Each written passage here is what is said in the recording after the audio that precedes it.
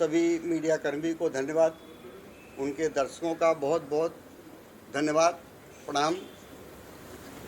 ये पहला अवसर मुंबई में है।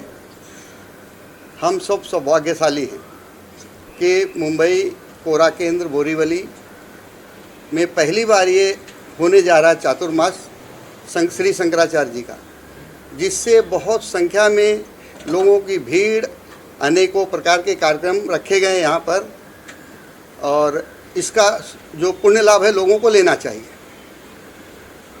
कार्यक्रम की रूपरेखा के बारे में थोड़ी जानकारी दीजिए, क्या क्या कार्यक्रम है, क्योंकि 2 महीने तक बताया जा रहा है कार्यक्रम चलेगा।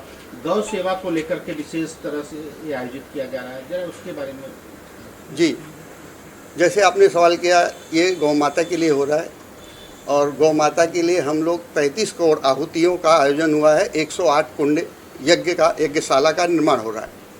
उसके बाद हम लोग रुद्राभिषेक के लिए 108 शिवलिंग की भी तैयारी चल रही है, जिसमें सब लोग रुद्राभिषेक कर सकते हैं।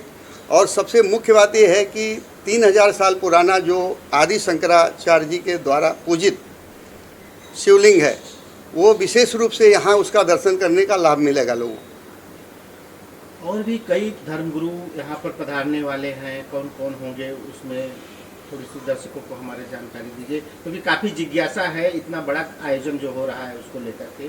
भक्तगण मुंबई के कोने कोने से यहाँ पे पधारने वाले हैं। अवश्य ऐसा है कि ये बहुत बड़ा कार्यक्रम अपने आप में है ही है। और जैसे सभी शंकराचार्य साधु संत, जैसे मैं बार बार कहता आया हूँ कि ये हमारे देश की धरोहर है, और हमें ऐसा अवसर पहली बार मिल रहा है कि हम सबके दर्शन एक ही जगह पर हम प्राप्त कर सकेंगे, सबके दर्शन कर सकेंगे, सबका आशीर्वाद ले सकेंगे। और हम सभी सौभाग्यशाली, जैसे मैं बार बार कह रहा हूँ कि इनके दर्शन दुर्लभ हैं।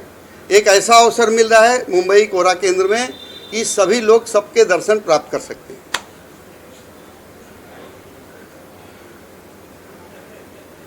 ये जो महायज्ञ है उसको लेकर के किस तरह से तैयारियां हैं, कितनी आहुतियां वहाँ पे होंगी, कितने पंडितों का वहाँ पे व्यवस्था की जाएगी, और जो यज्ञ में अगर कोई शामिल होना चाहता है तो किस तरह से आपके साथ जुड़ के शामिल हो सके, उसके बारे में।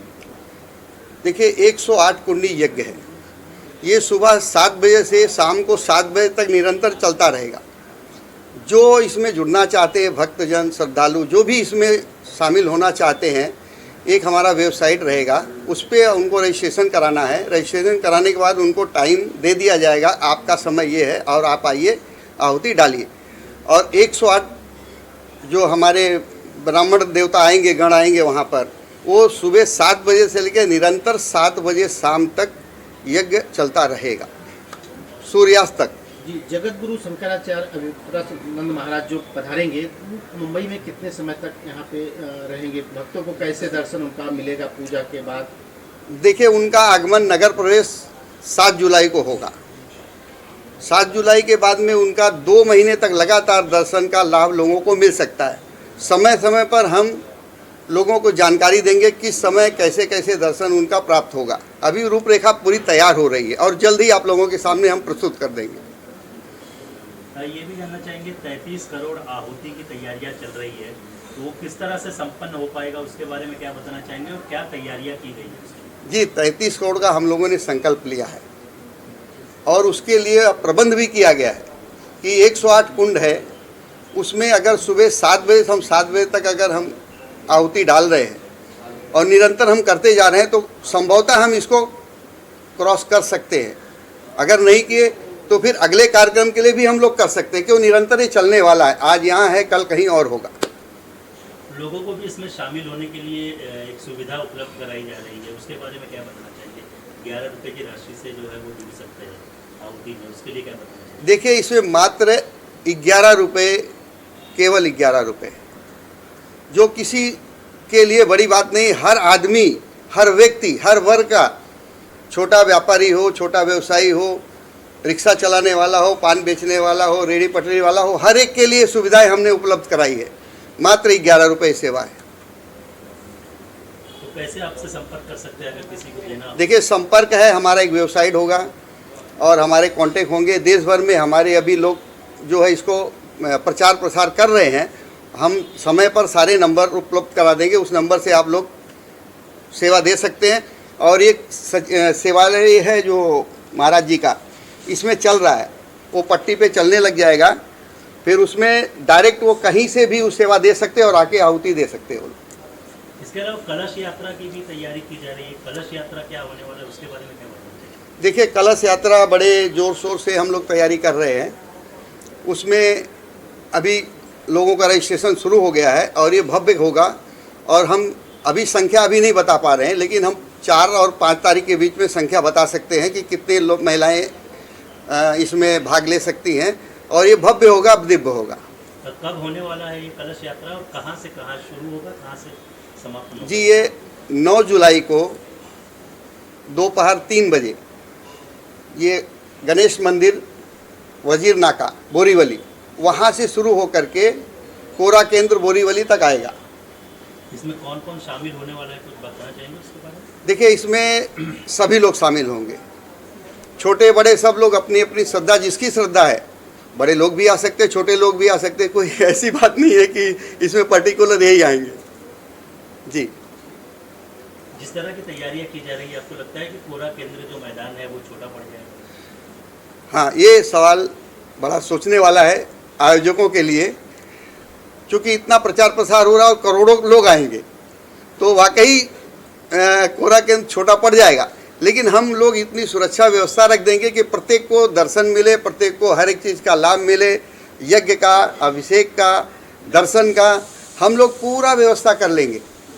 जरूर, आपका सवाल बड़ा अच्छा रहा। वाकई बहुत भीड़ होगी, इसमें कोई दो राय नहीं है। करोड़ों में लोग आएंगे, करोड़ों में। जो लोग आना चाहते हैं उनको क्या अपील करना चाहेंगे, और कब से कब तक ये कार्यक्रम होने वाला है? कलश की यात्रा के बारे में आपने बता दिया है, ये जो महायज्ञ होने वाला है उसके बारे में क्या जानकारी देना चाहेंगे, लोगों से क्या अपील करेंगे? देखिए, मुंबई, महाराष्ट्र, पूरे देश से मैं सभी भक्तों को अपील करूंगा यहाँ से कि सभी इस कार्यक्रम में जुड़े और सबको हम सेवा भाव से उनका स्वागत करेंगे। सम्मानपूर्वक उनको सब दर्शन, सारे जो भी जिसमें जो कार्यक्रम में जो शामिल होना चाहता उनको उसका अवसर जरूर मिलेगा।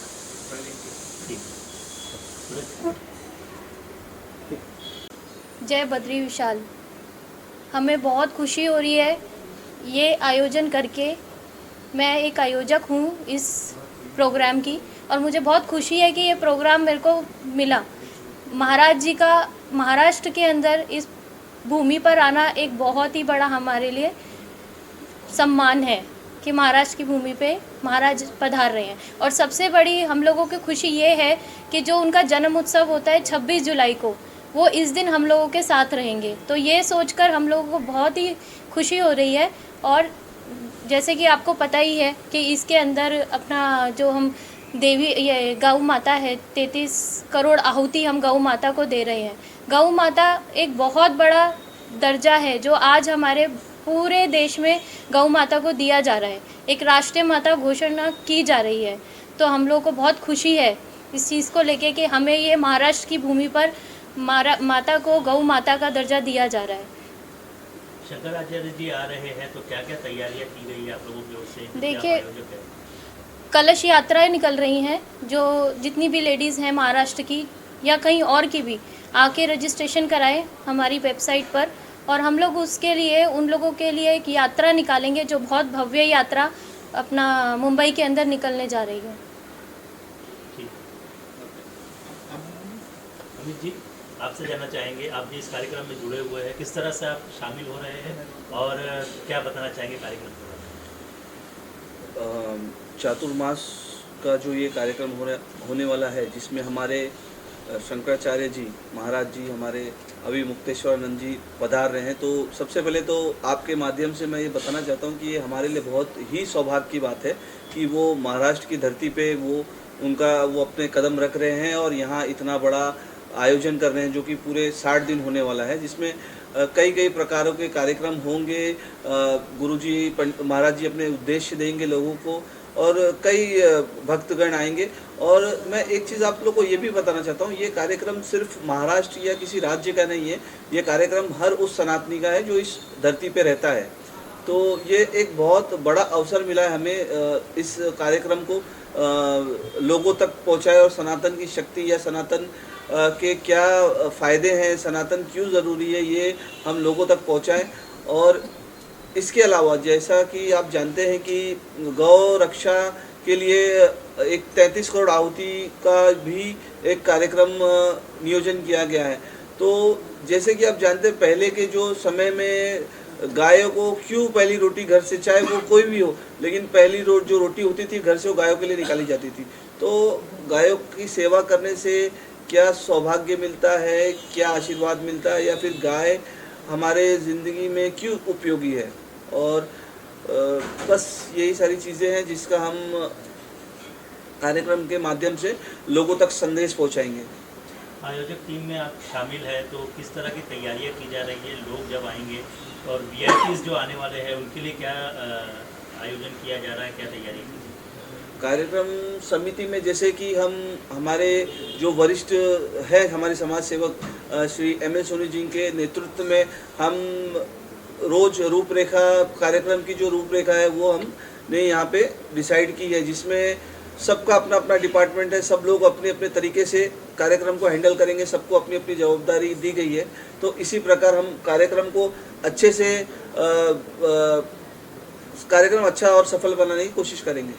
आप किस तरह से जुड़े हुए हैं, आप क्या कहना चाहेंगे कार्यक्रम के बारे में? जय बद्री विशाल।